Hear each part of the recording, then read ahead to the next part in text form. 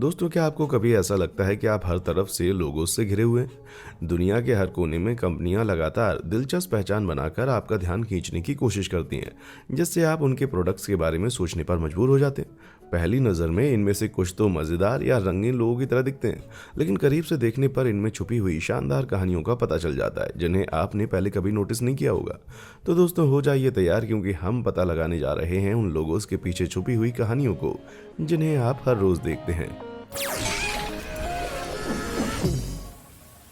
Domino's का दबदबा। दोस्तों, मुझे यकीन है कि उस क्लासिक डोमिनोज पिज्जा के लोगों को देखकर ही आप में से कई लोगों की भूख जाग गई होगी। लेकिन जब आप इसके बारे में सोचते हैं तो आपको लगता होगा कि डोमिनोज के क्लासिक गेम का पिज्जा से क्या लेना देना है। खैर, ये पता चला है कि ऐसा नहीं है। अमेरिकन बिजनेसमैन टॉम मैनाघन द्वारा खरीदे जाने के बाद 1960 के दशक में डोमिनिक के पिज्जा रेस्टोरेंट का नाम बदलना पड़ा था, लेकिन उन्हें मौजूदा नाम का इस्तेमाल करने की इजाजत नहीं थी और उस समय उनके पास महंगे मार्केटिंग एक्सपर्ट्स को काम पर रखने के लिए इतने पैसे भी नहीं थे। इसलिए उन्होंने अपने स्टाफ के लोगों से सुझाव मांगना शुरू किया। तभी एक पिज्जा डिलीवरी बॉय ने डोमिनोज नाम सुझाया और मोनाघन को वो पसंद आ गया। ये पुराने नाम से मिलता जुलता लग रहा था, इसे याद रखना भी आसान था और मोनाघन के पास अगले लोगों के लिए एक बेहतरीन आइडिया था। डोमिनोज के दोनों साइड का स्क्वायर शेप पिज्जा बॉक्स जैसा दिखता था और वो 3 डॉट्स डोमिनोज रेस्टोरेंट के पहले 3 स्टोर्स को रिप्रेजेंट करते थे। ओरिजिनल प्लान तो हर बार एक नया आउटलेट खोलने पर एक नया डॉट जोड़ने का था, लेकिन बिजनेस इतनी तेजी से आगे बढ़ने लगा कि उन्होंने जल्द ही उस आइडिया को पीछे छोड़ना पड़ा। और भगवान का शुक्र है कि उन्होंने उस आइडिया को ड्रॉप कर दिया, नहीं तो वो सिंपल लोगो आज लगभग 17,200 अलग अलग डॉट से बना होता। नेटफ्लिक्स की कामयाबी। नेटफ्लिक्स हमेशा से एक स्ट्रीमिंग पावर हाउस नहीं था जिसे आज हम जानते हैं और भरोसा करते हैं, और इसका क्रेडिट जाता है पैंडेमिक को।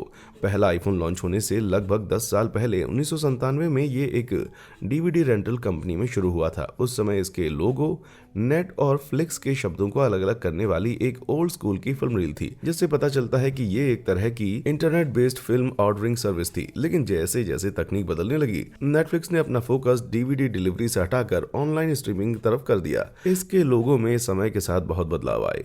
स्ट्रीमिंग के दौर में हर जगह पहचाने जाने जैसा कोई लोगो नहीं होता है, इसलिए नेटफ्लिक्स ने इसके नाम को ही इसका इकलौता मार्केटिंग टूल बना दिया। इस बोल्ड ब्रांडिंग ने काम किया क्योंकि अब दुनिया भर में उसके 203 मिलियन से ज्यादा सब्सक्राइबर्स हैं, जिससे वो दुनिया की सबसे बड़ी स्ट्रीमिंग सर्विस बन गए हैं। फिर भी वो अपनी शुरुआत को भूले नहीं है, जैसा कि उनके 2014 के लोगों में किए गए एक छोटे से बदलाव से पता चलता है। एक रेड लेटर एन द्वारा पहचाने जाने के बावजूद ये लेटर जितना हम सोच सकते हैं उससे कहीं ज्यादा अहमियत रखता है।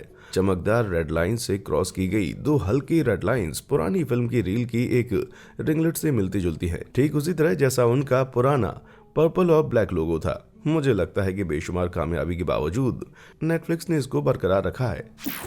The Twitch glitch. आजकल लाइव स्ट्रीमिंग ऑनलाइन एंटरटेनमेंट के सबसे लोकप्रिय रूपों में से एक है, लेकिन इन सभी स्ट्रीमिंग प्लेटफॉर्म्स का किंग कहलाने वाला कोई और नहीं बल्कि ट्विच है। जनवरी 2021 में इसके प्लेटफॉर्म पर लगभग 2 बिलियन घंटे का कंटेंट देखा गया था, जिसमें स्ट्रीमर अपने वर्चुअल ऑडियंस के साथ वीडियो गेम से लेकर रियल टाइम चैट तक सब कुछ ब्रॉडकास्ट करते हैं। लेकिन बहुत कम लोग ही जानते हैं कि वो छोटा पर्पल लोगो आया कहां से था, या वो था क्या। तो दोस्तों, ये पता लगाने के लिए आइए 10 साल पीछे चलते हैं, जब ट्विच, जिसे ट्विच टीवी के नाम से जाना जाता था, उसको पहली बार लॉन्च किया गया था। इसे दुनिया के सबसे बड़े कॉम्पिटिटिव वीडियो गेमिंग नेटवर्क के रूप में प्रमोट किया गया था, जिसे विशेष रूप से URL twitch.tv पर पाया जा सकता था। इसका लोगो ग्रे था और इसमें रॉक बैंड स्टाइल का फॉन्ट इस्तेमाल किया गया था। इसे ओल्ड स्कूल गेमर्स को आकर्षित करने के लिए डिजाइन किया गया था। ट्विच पॉपुलर हो गया क्योंकि दुनिया भर में ई स्पोर्ट्स और गेमिंग की लोकप्रियता बढ़ने लगी थी। 2012 तक उनके पास हर महीने 20 मिलियन यूजर्स थे। उनके नाम में टीवी वाला हिस्सा अब किसी काम का नहीं था, इसलिए उन्होंने इसकी सर्विस का नाम बदलकर ट्विच कर दिया। उन्होंने अपने लोगों को एक कस्टम टाइप फेस में बदल दिया जो एक रेट्रो गेमिंग स्टाइल जैसा था, लेकिन उन्होंने इस आइकन को भी जोड़ दिया जिसका खुद का भी एक नाम है। इसे ग्लिच कहा जाता है और ये ट्विच कहने का कंपनी का शॉर्ट हैंड तरीका है। ये डिजाइन पुराने टीवी लोगो का अपग्रेड है, जिसमें अब एक मॉडर्न चैटबॉक्स आइकन की टेल भी दिखाई देती है। चैटबॉक्स एक ऐसा फीचर है जो कि ऑडियंस को सीधे स्ट्रीमर से जुड़ने में मदद करता है, जो कि ट्विच के आकर्षण का एक बड़ा हिस्सा है। लोगों का ये बदलाव ट्विच के यूजर्स को इतना पसंद आया कि फैंस ने अपने शरीर पर ग्लिच के टैटू बनवाना शुरू कर दिए थे।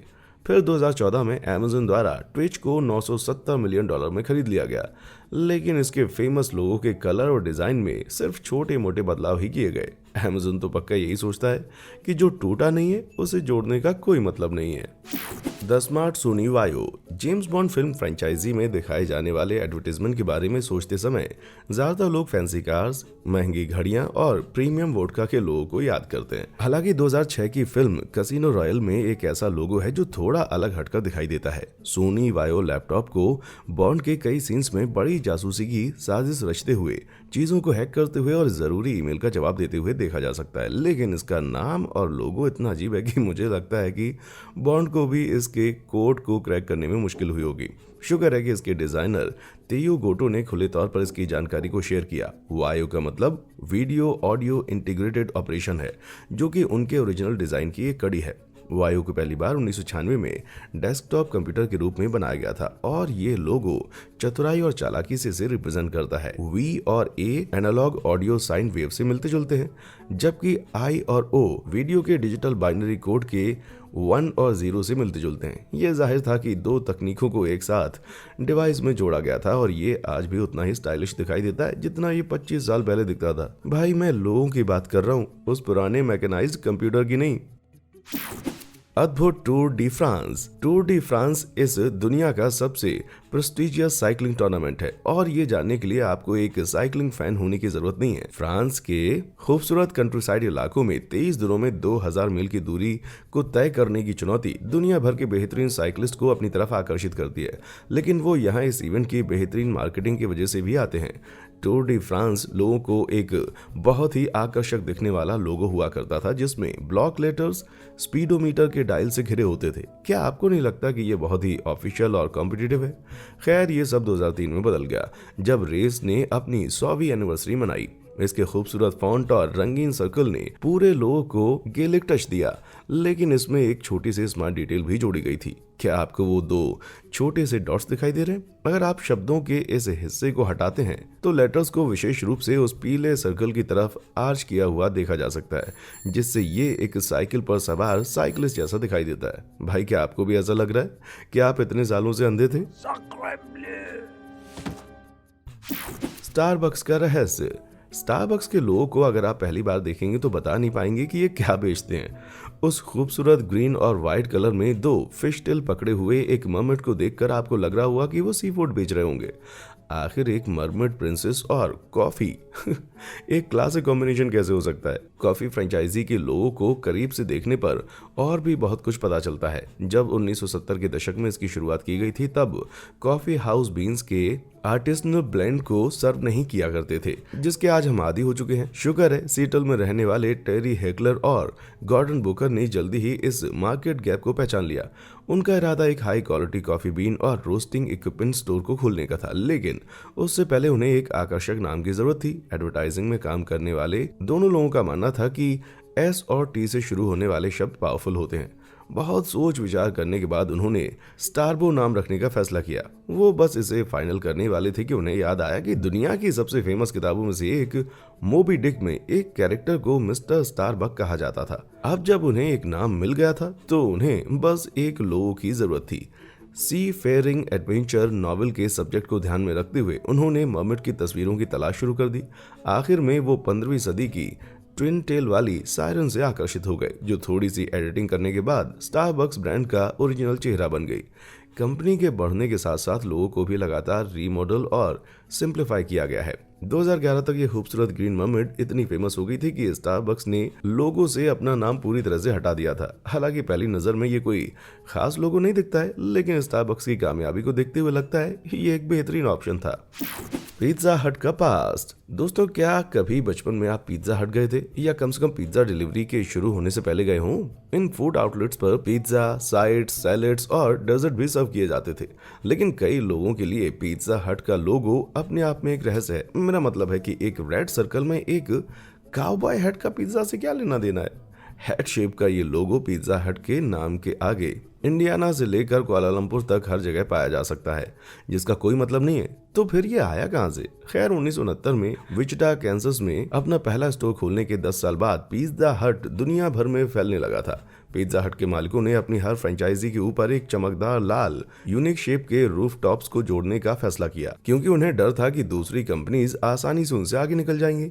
इससे न सिर्फ उन्हें अलग दिखने में मदद मिली, बल्कि रेड रूफ फीचर जल्द ही पिज्जा हट का कॉलिंग कार्ड बन गया और उन्होंने 1974 में इसे अपने लोगो डिजाइन में शामिल किया। इस सच के बावजूद कि मॉडर्न आर्किटेक्चर के कारण बहुत सी फ्रेंचाइजी ने अपने फेमस रेड रूफ्स को हटा दिया है, पिज्जा हट के लोगों में अभी भी ये क्लासिक रेड कॉल बैक शामिल है।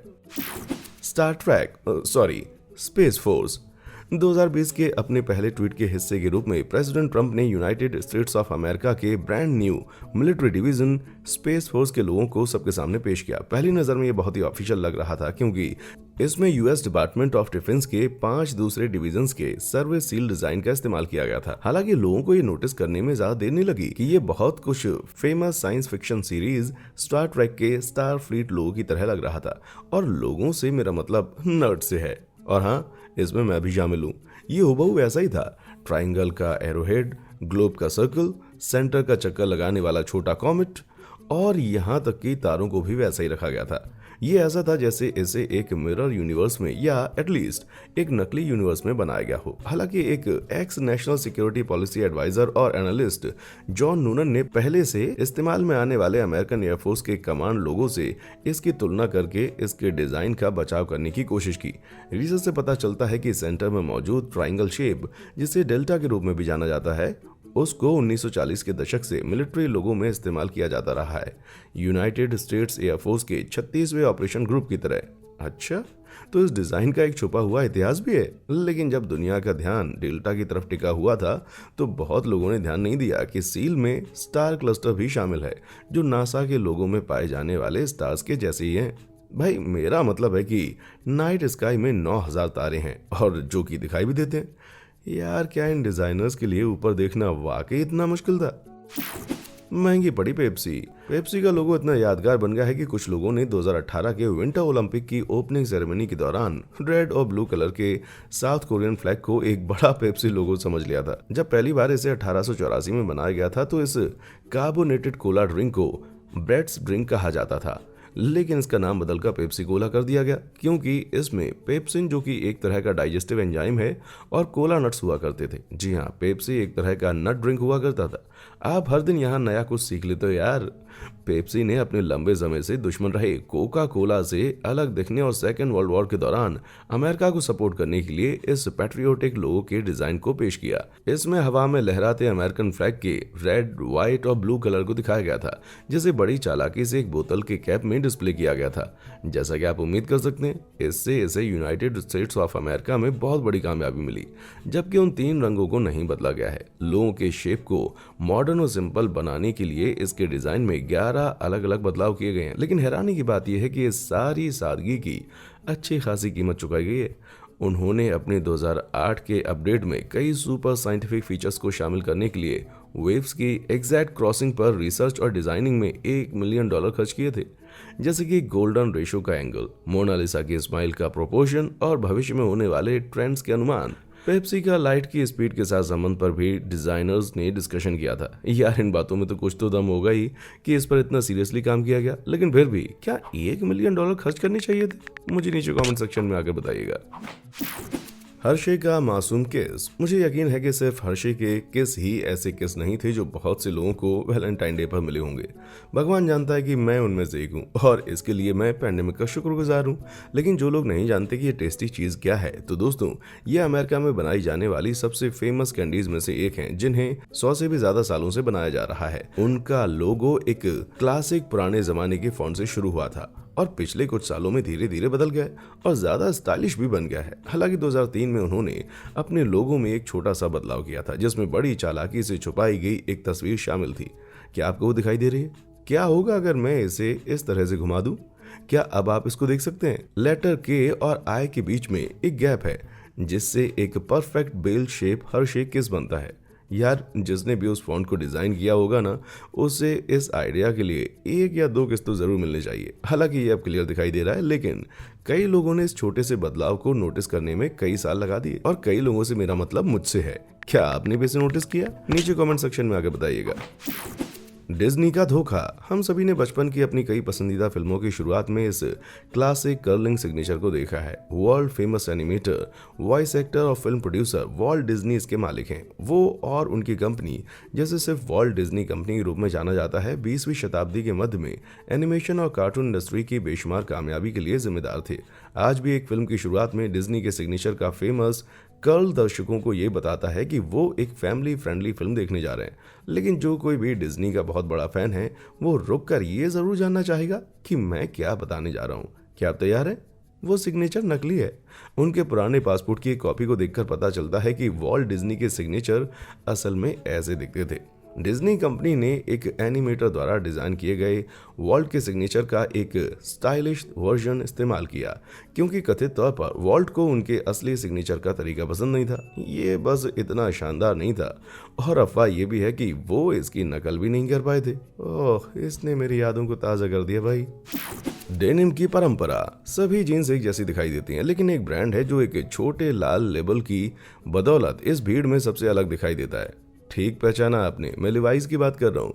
हालांकि लाल टैब लिवाइस जीन्स इकलौता फीचर नहीं है। उनकी ट्रेडमार्क 501 जीन्स की पिछली जेब पर 2 सिले हुए आर्च हैं जो बीच में मिलते हैं। इस पैटर्न को प्यार से बैटविंग कहा जाता है, और जबकि ये पीछे से बहुत ही खूबसूरत भी दिखता है। इसके पीछे एक छोटी सी कहानी भी है।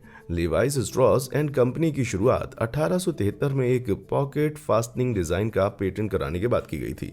कंपनी ने अपनी जीन्स की ब्रांडिंग फेमस 2 हॉर्स पैच के साथ शुरू की थी, और जैसा कि आप देख सकते हैं, इसमें शुरुआत से ही एक बैटविंग डिजाइन शामिल किया गया था। पिछले कुछ सालों के दौरान कंपनी की लगातार बढ़ती कामयाबी के चलते बैटविंग को जीन्स पर ही नहीं बल्कि लोगो के हिस्से के रूप में भी शामिल किया गया था। 1969 में एक रीब्रांडिंग के दौरान कंपनी के फेमस रेड लोगो के निचले हिस्से में भी बैटविंग को जोड़ा गया था। समय के साथ लोगो भले ही बदल गया, लेकिन बैटविंग को कभी नहीं छिड़ा गया। मुझे तो बहुत ही आश्चर्यजनक लगता है यार, क्योंकि इतने सालों में मैं यही समझता आ रहा हूँ कि उन 2 कर्व्स को डेनिम पहने बट दिखाने के लिए डिजाइन किया गया था। टेस्टी टोबलरोन। टोबलरोन एक यूनिक शेप का स्विस चॉकलेट बार है जो कि वर्टिकल चॉकलेट ट्रायंगल और स्वादिष्ट चॉकलेट नगेट से बना है। इसके दिलकश डिजाइन और प्यारे लोगो की inspiration famous Swiss mountain the Matterhorn से ली गई है, लेकिन पहाड़ की इस परछाई के पीछे सचमुच एक रहस्य छिपा हुआ है। तो तैयार हो जाइए दोस्तों, क्योंकि एक बार अगर मैंने आपको बता दिया तो फिर आप कभी इसे अनदेखा नहीं कर पाएंगे। उस खाली जगह में एक भालू अपने पिछले पैरों के बल खड़ा हुआ है, लेकिन एक भालू का चॉकलेट से क्या लेना देना है? ये स्विट्जरलैंड के बर्न शहर की तरफ इशारा करता है, जहां ये टेस्टी ट्रायंगल चॉकलेट पहली बार बनाई गई थी। इस शहर के लोगों में गुस्से में दिखने वाला एक काला भालू है। हालांकि टोबलरोन का सफेद भालू उतना डरावना नहीं दिखाई देता है। इसके अलावा टोबलरोन नाम इसके फाउंडर के नाम टोबलर और इटालियन वर्ड टोरोन के कॉम्बिनेशन से बनाया गया है, जिसमें बर्न वर्ड के सभी लेटर्स मौजूद हैं। यार, इस मार्केटिंग ट्रीट में गजब की मिठास है ना?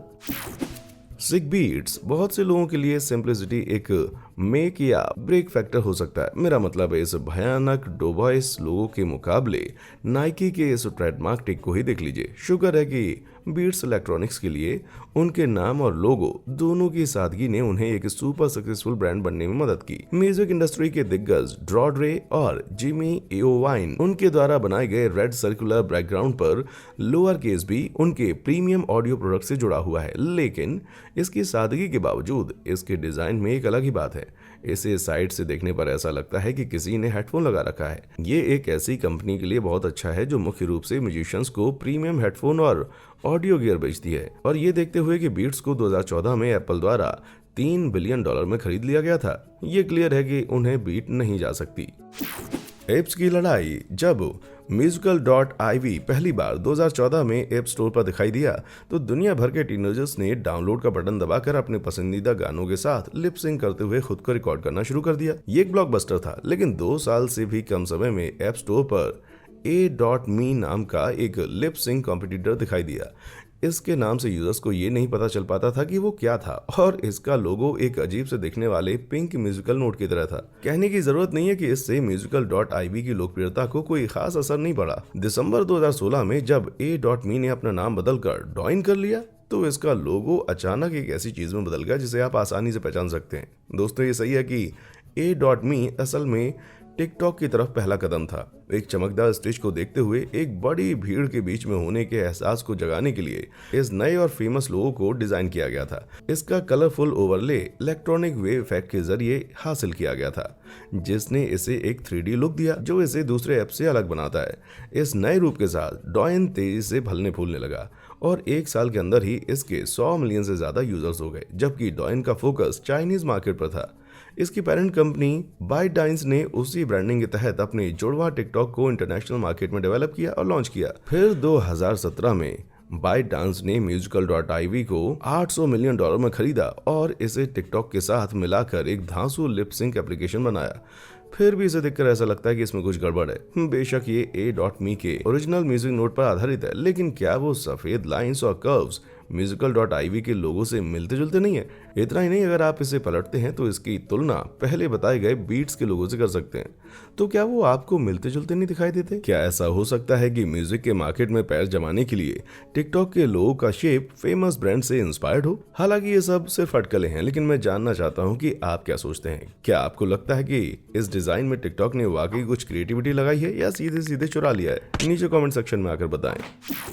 टोयोटा की पहेली। टोयोटा मोटर कॉर्पोरेशन के 3 इंटरलॉकिंग ओवल दुनिया के सबसे ज्यादा पहचाने जाने वाले ऑटोमोबाइल लोगो में से एक हैं। इसके सिंपल से लुक के बावजूद इसमें बहुत सारी जानकारियां छुपी हुई हैं। केइचिरो टोयोटा ने कंपनी की शुरुआत 1937 में अपने पिता की कंपनी टोयोडा से स्पिन ऑफ के रूप में की थी। जी हां, आपने ठीक सुना, टोयोडा, ना कि टोयोटा। केइचिरो ने कंपनी का नाम बदलकर टोयोटा कर दिया क्योंकि ये सुनने में बेहतर लग रहा था और जापानी भाषा में इसे 8 स्ट्रोक में लिखा जा सकता था।